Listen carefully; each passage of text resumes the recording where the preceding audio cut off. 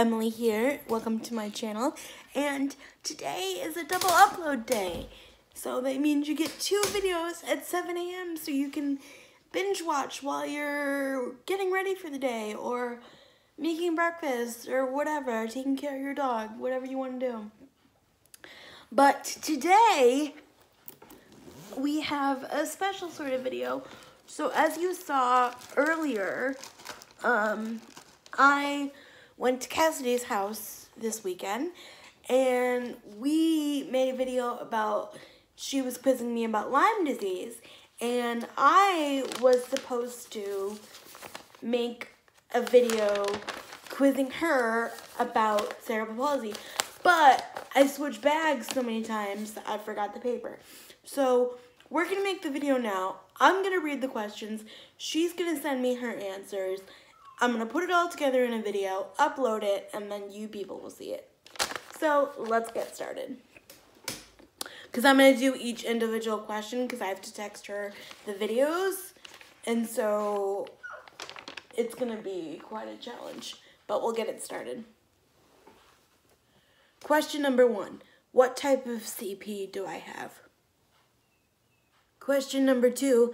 How many types of CP are there? Question number 3. Was I diagnosed as a child or adult with cerebral palsy? Question number 4. Any treatments you know of for CP? Question number 5.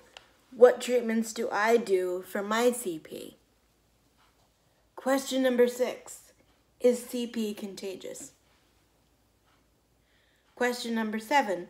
Is CP genetic? Meaning, will I pass it down to my children, or can I give it to my children? If I could change anything, if I could change me having CP, do you think I would? Also a question, if I could change anything about CP, do you think I would? So that's a 2-parter, so you would get 2 points if you got that right. Question number 9, what tasks am I going to have Hope, my service dog in training, do that are related to CP? Because she is a psychiatric service dog also, but I am going to have her do some cerebral palsy tasks. And the last question, when is Cerebral Palsy Awareness Month? I don't know what type of cerebral palsy you have, but I know that there are types. Ow!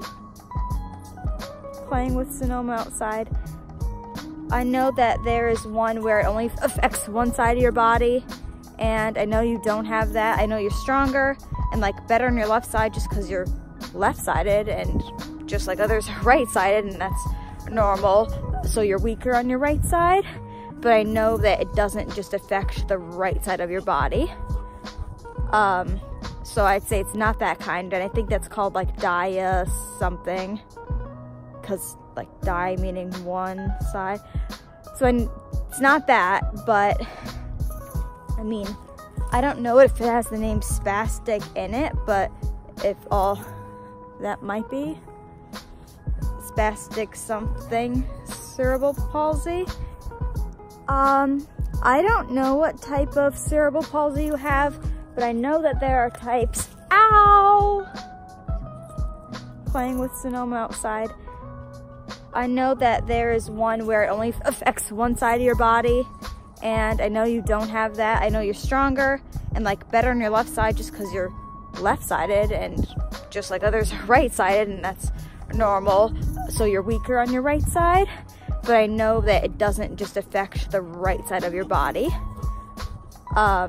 So I'd say it's not that kind, and I think that's called like dia something, because like die meaning one side. So it's not that, but I mean, I don't know if it has the name spastic in it, but if all that might be spastic something cerebral palsy. I believe that you were diagnosed as a child with cerebral palsy. I do not know the exact age, but I am going to assume that due to your mobility problems, you weren't able to reach certain milestones by the typical age as a young child. And that helped to determine that you had cerebral palsy. I know that muscle relaxants are a very common used medication or treatment for CP. I know there are all different, types of muscle relaxants. Some are oral medications and some are not. Like some you can get in an IV, I guess if you need it in the hospital, which I've actually had before for seizures though, not for CP. But Emily actually thought that I was misdiagnosed with CP once, and that was when I had a seizure and I couldn't speak right. So I had the, when some people have CP and they have really trouble talking, I was talking like that and my limbs were moving very awkwardly and stiff yet floppy. So I know how muscle relaxants are, and I also know of people like Emily having baclofen pumps, which are pumps in your abdomen that give you the right amount of muscle relaxants throughout the day. And I also know that there's a very fine line with that, because if you have too much of it in your system, it causes problems, and if you have too little, then you're not loose enough and you don't want it to be too loose or too tight, so that can be tricky to figure out the right dose for you. I also know that there are other pills that you can take. This might not necessarily be for cerebral palsy, but it really goes with everything, like just taking vitamins. And if you have nutrient deficiencies, because maybe your bone density is a little lower because you're not able to walk around as much, you might need calcium pills, different things like that, which is very different for each person. So that varies upon the person. There's also physical therapy to help with your muscles, and there's occupational therapy, helps more. It depends a lot, of course, but everyday tasks like putting on shirts, it depends how severe your level of CP is. Putting on shirts, putting on your shoes, grabbing a brace or a walker. Those are tools to be used for CP, like a wheelchair, a walker, a cane, crutches. Maybe you don't need any, the special molds, AFOs, sorry, for, to help your legs and your ankles stay stabilized. And there is also speech therapy, which is only for certain people, because I know someone with CP who really nobody can understand in the normal public unless you have grown up with her. And you can get speech therapy to help with the sounds that you have trouble making because of CP affecting your diaphragm and your ability to make the correct sounds. Or some people, like Emily, talk perfectly, normally, and typically, and might not need services like that. But it's also important to note that speech therapy does more than speech things and can also help with cognition. And it's called speech therapy, but it does more than speech.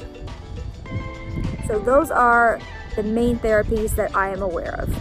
Another treatment I know for CP, this is a little way more drastic, but sometimes people need to lengthen their tendons in their legs or have some kind of problem in their spine and they need to get surgery. So some people, because their muscles are so short, they need to have muscle lengthening, tendon lengthening surgery. So I know that can be of help for some people. For your CP, I know that you have a baclofen pump.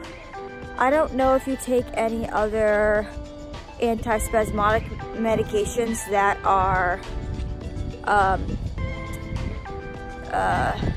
what's it called? Oral or not.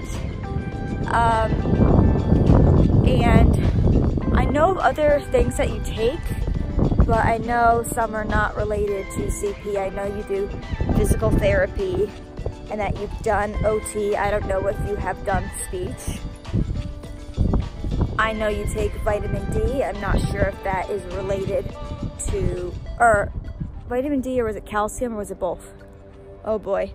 I'm not sure if that's related to CP or if that's just because you're low in it, just like anyone else could be, for a different reason or not. Yeah, I know of some specific things that you do, specific arm exercises that you've learned in physical therapy, and how you use your pedaler and how you go on the biomat. Those are all things that go under the umbrella of physical therapy that differs by the person, and using your walker or just using your chair that is not electric to build up your arm muscles. And walking practice and just standing and maybe the help of holding on to something are things that go under the umbrella of physical therapy, but are a little more specific to what you do. I know of some specific things that you do, specific arm exercises that you've learned in physical therapy, and how you use your pedaler and how you go on the biomat. Those are all things that go under the umbrella of physical therapy that differs by the person, and using your walker or just using your chair that is not electric to build up your arm muscles. And walking practice and just standing and maybe the help of holding on to something are things that go under the umbrella of physical therapy, but are a little more specific to what you do. CP is not contagious at all. It is a neuromuscular disease. CP is not genetic. It's not hereditary. It's a problem when you don't have enough blood flow and oxygen, blood flow that brings oxygen to the brain. It can happen for a number of reasons.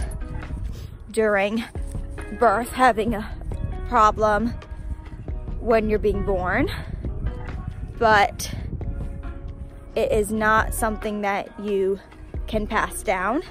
However, it might give problems for someone trying to have children, just because their muscles and their body is built differently.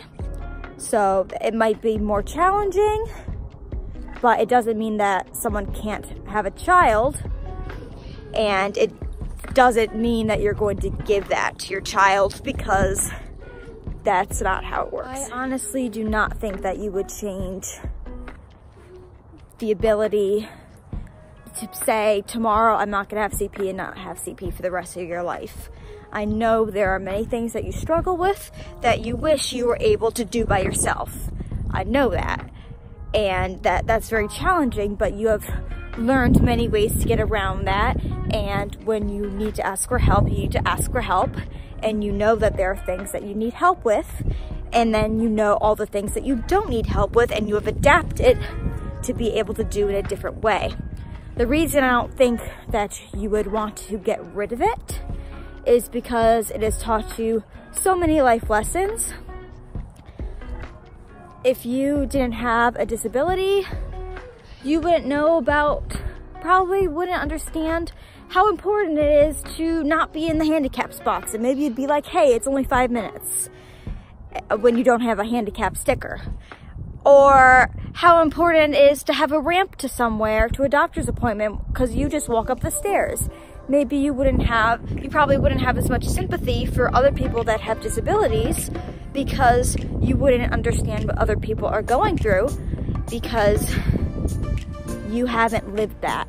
And although everyone with CP has it differently and has different struggles, you can understand what it's like to live with a chronic illness and a chronic disability and help other people. It has also helped you to create more friends. I know that without CP, you would still have friends, but it has changed your perspective on life and what is important and what are the little things that you really shouldn't get yourself carried away about, and just the bigger picture, to enjoy the small things in life and to not take anything for granted.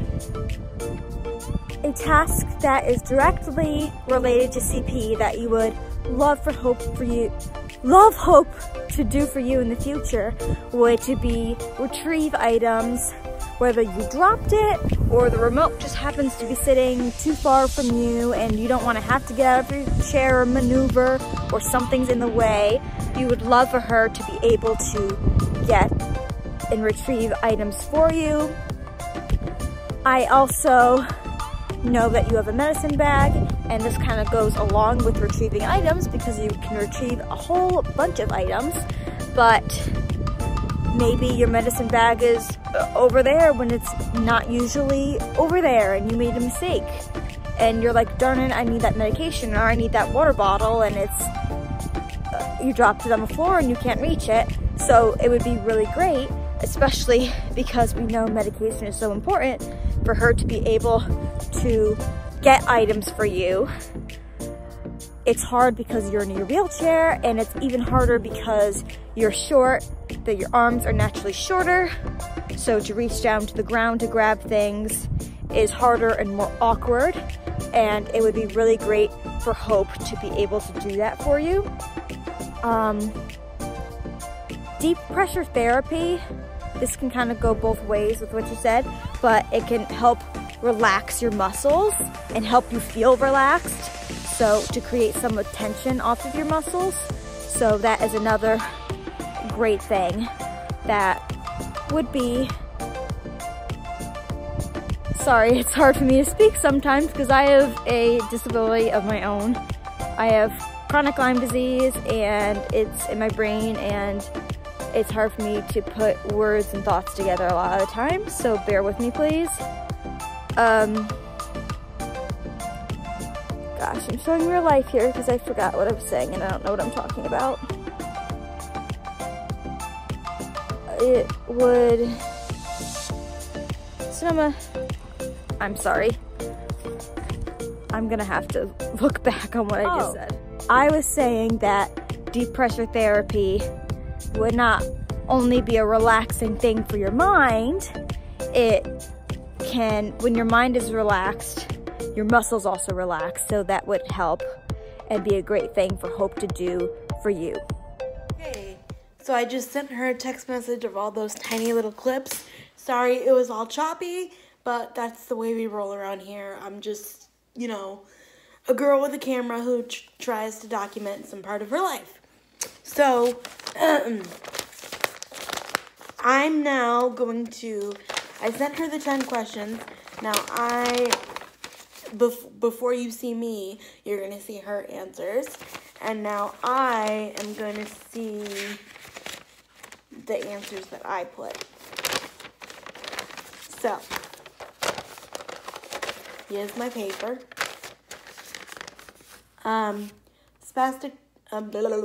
Question number 1. Spastic diplegia cerebral palsy. Now, number 2, I was Googling these because I don't have that many friends in the CP community anymore because of all the drama. So I just went off Google, and I was a little confused. There's spastic diplegia, spastic quadplegia, CP, ataxia CP, and aphysioid CP, ATHEOTID CP. I don't know. So I don't know, quote me if I'm wrong. But anyway, my official diagnosis was age 2. Some of the treatments that you can do for CP are medications, surgery, like a tendon lengthening, a heel cord lengthening, a lot of orthopedic muscle surgeries, selective dorsal rhizotomy, which means where you cut the nerve and you put it back together with something else. Medications like baclofen and muscle relaxers, different things like that. Therapy, physical, occupational, and speech therapy. And what I've done so far is I've had 5 surgeries. For me being a preemie, I've had a heart surgery when I was like a couple weeks old. I had an eye surgery when I was a baby to correct my lazy eye. This side. Which you still can tell it's pretty lazy. Still lazy. That's why I wear glasses. And see, now it's straight with a prism. You can't really tell that it's lazy anymore compared to the other one. Only when I take my glasses off or when I get really, really tired of like focusing. That's why I like audiobooks, because I don't have to focus on reading. You know what I mean? I've had, heart, eyes, I've had attendant lengthening when I was 5, because we actually went to a doctor in New York City to talk about selective dorsal rhizotomy when I was younger, when I was about 5 or 4, because my parents knew they needed to do something because my legs were getting super tight, and I don't remember the exact thing. Either they said I wasn't a candidate for that, or I was, but my parents were not comfortable with cutting my tendons so young, you know, whatever, to each their own. My opinion is my opinion. Your opinion is your opinion. So instead, I got a heel cord lengthening, which is basically where they cut open your legs and they stretch out your muscles and then they sew it back together. Most painful thing I've ever had in my entire life. I wish I was vlogging back then, but we have home movies, but like they're not good quality, so I wouldn't upload them. But anyway, so I've had that, and then I've had 2 baclofen pump surgeries. One to implant the pump in 2010 when I was 13 years old, and then one in 2016 to replace the battery of the pump because they only last 6 to 7 years. So I'm 22 in 2019, so 19 to 18, 18 to 17, 17 to 16. So I was, 22 minus 3 is 22, 21, 20, 19. I was 19. What was question number 6? I think question number 6 is it contagious?